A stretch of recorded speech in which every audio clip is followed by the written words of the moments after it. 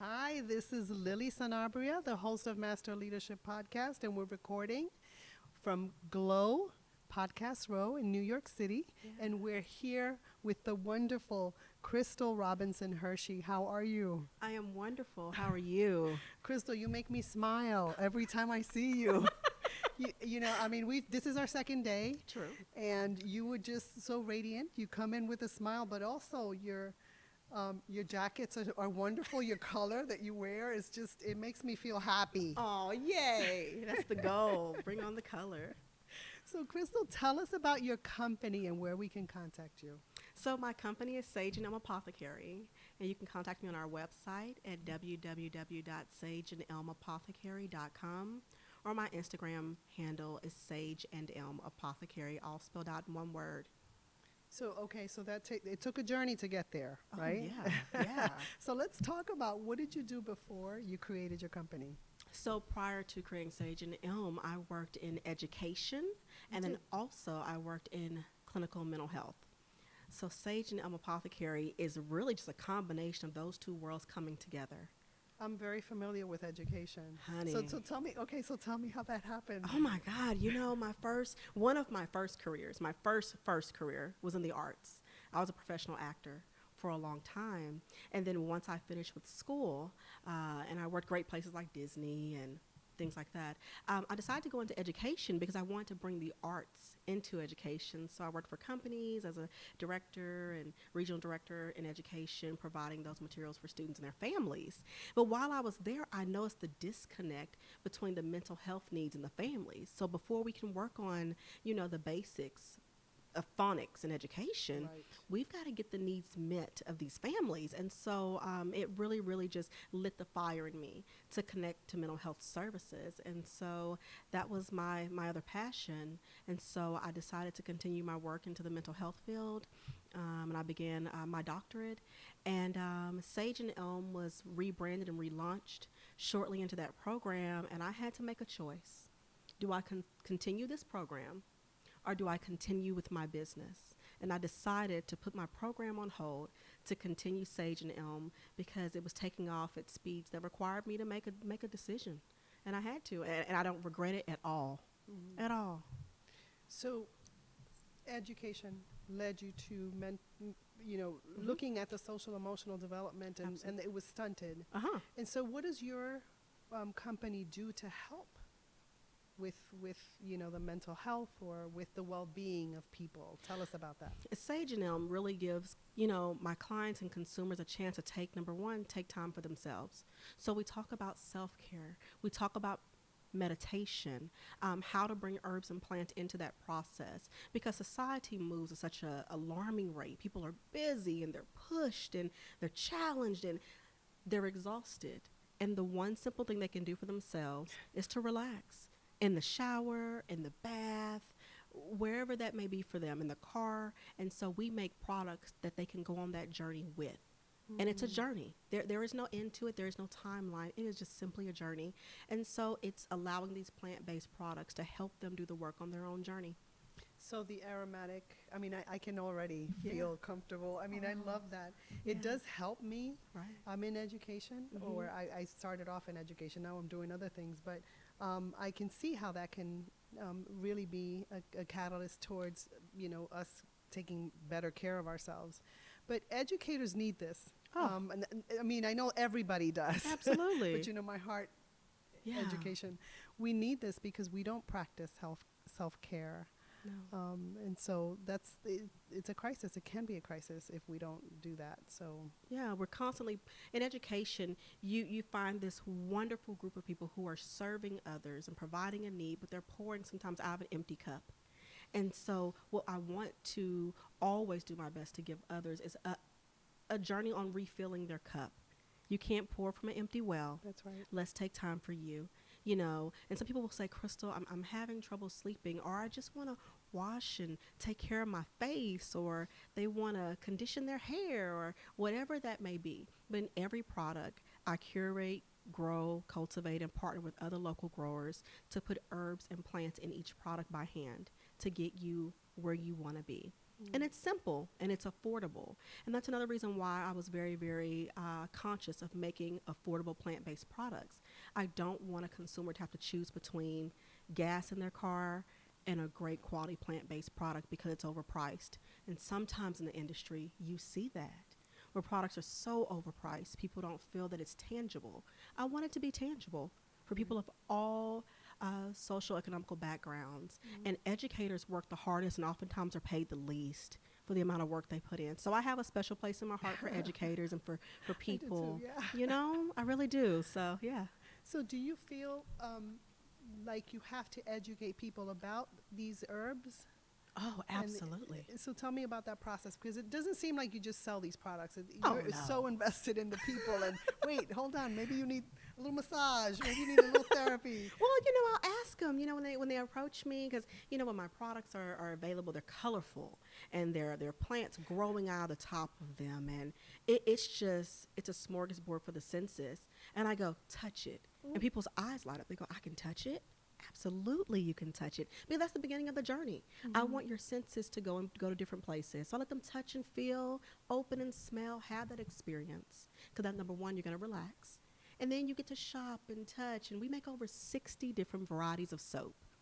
That doesn't include the oils or the tinctures or the salves. And so in that moment, they're relaxing. And I go, now, what do you want to work on? What are we doing today? They might say, oh, I just want to buy some great soap. What do you have new this week? You know, so it's educating them. And number one, first asking them, what do you want to do? I am not here to tell you what to do. I'm here to be your guide on the journey. I really like that, Yeah. because you're so interested in your clients Yeah. that you're asking, because you tailor whatever avenue you want them to go, whatever product you want them to experience, you tailor that. So that's really phenomenal. Now, you have a passion for this. Where does that come from? Oh, you know, I had an amazing great grandmother that taught me so much about herbs and about plants.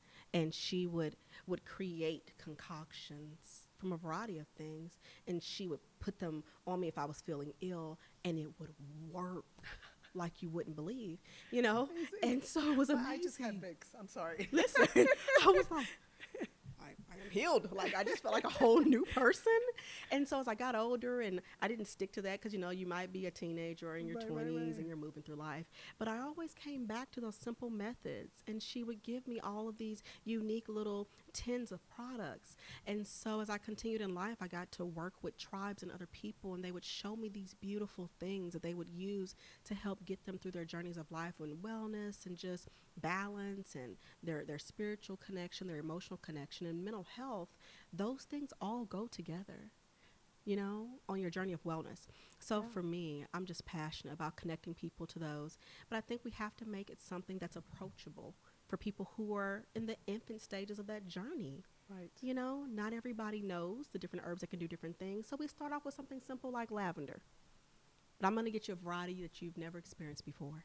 You know. I believe you. Yeah. Like, you're looking at me, and I'm like, I need to get some of this stuff. And I love, you know, all those herbs and aromatic, you know. Yeah. It makes me happy. Yeah. So just looking at you, and I see your passion, and not only your passion for your products, but also your passion for people. And that connection that you can easily make for people, you know, with people, and I appreciate that. So I'm curious about where did you grow up? So I'm originally from Houston, Texas, Okay. and I now reside in Oklahoma City. And was your great grandmother from there as well? I No, mean, so where did you?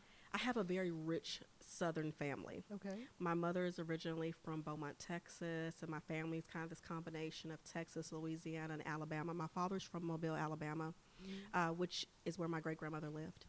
And she owned all these amazing restaurants. And, you know, when we were little, I'll tell you something funny. When we were little, my aunt would come in the house and she would go, shh, be quiet.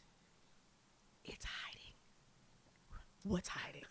And then she'd open the cabinet, and my grandmother had these beautiful mushrooms growing under the cabinet, and she would make tea out of them. But my aunt would tease us and tell us they had heartbeats. But literally, they grow. Kombucha grows, and she would grow it in the dark under bowls, and they would get larger, and she would extract the kabuka, and you would drink it, and it was beautiful. And I'll never forget And you that. feel better, and you feel. Oh my God. I mean, it's got enough probiotics to get some stuff moving and going. But it Yeah. was wonderful, and it was experiences like that.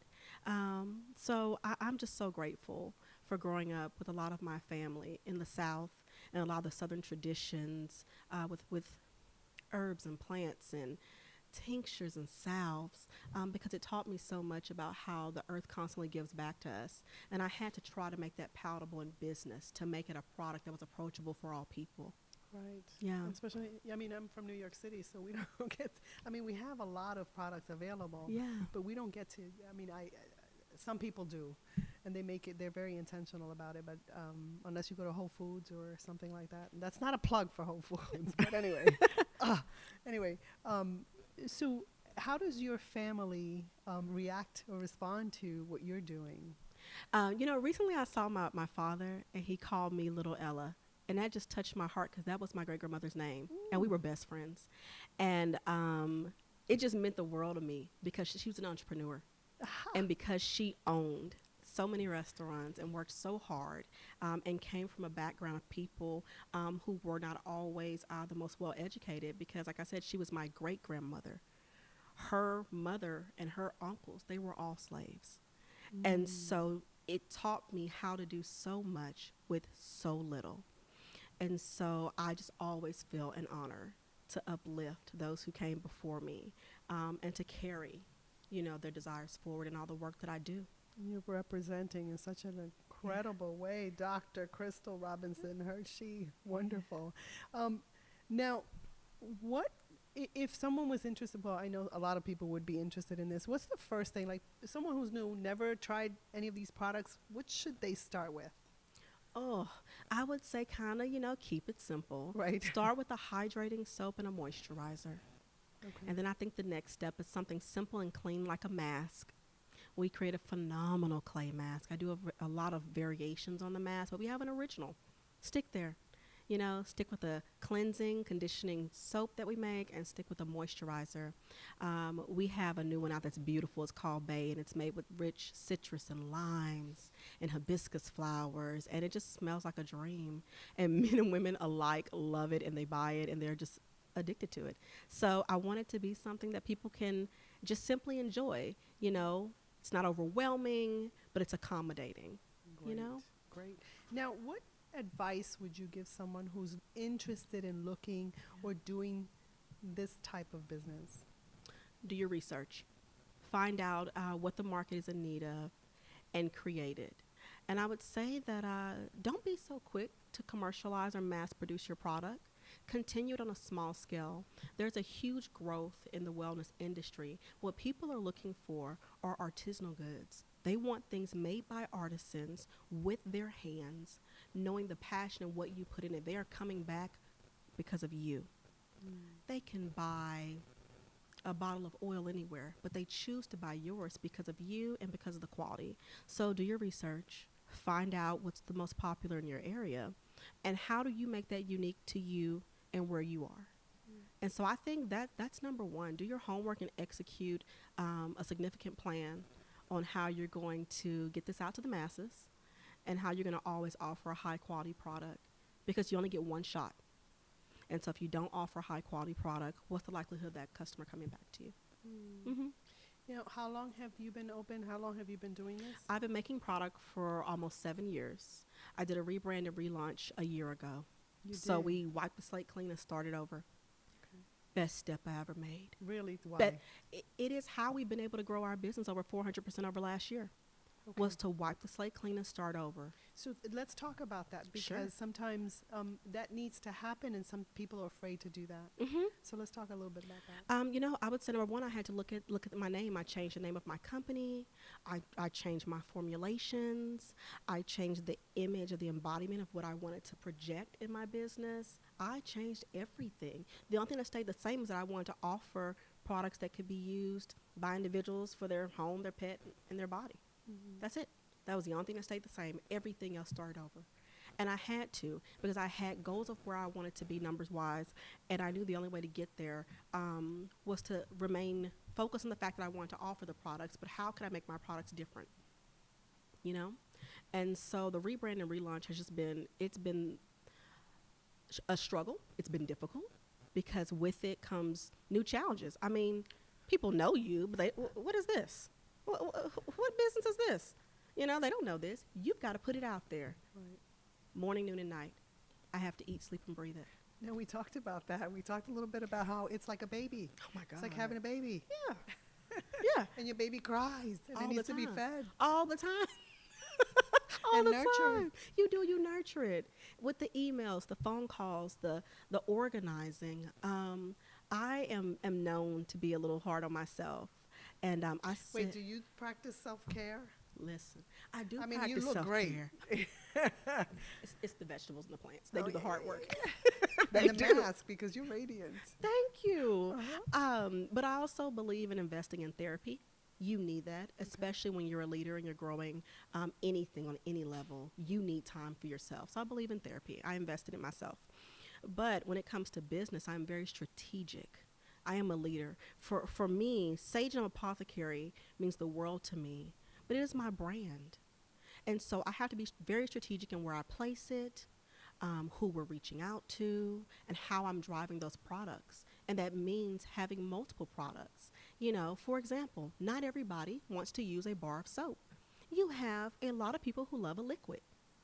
We Right. offer a body wash. We offer a foaming body wash. So you have to be versatile and be able to pivot with the needs of people who are your consumers. Right. And you represent your great grandmother. Uh-huh. You represent her well. Um, so, okay. So you started with one. How many products did you start with? I started my business with one main product, and it was Which was- soap. Okay. And for me, what I did to be more unique in that approach is I offered a variety. So initially, I made, you know, anywhere from 6 to 12 different types of soap. Now we're up to over 60. And so that way I stood apart because, yeah, I have this product, but look at the variety I have in this product Right. because I had to master it. And then I had to go ahead and then I added other products to my line over time. And so for me, I believe that you have to be very versatile in whatever you're offering when you have a product-based company.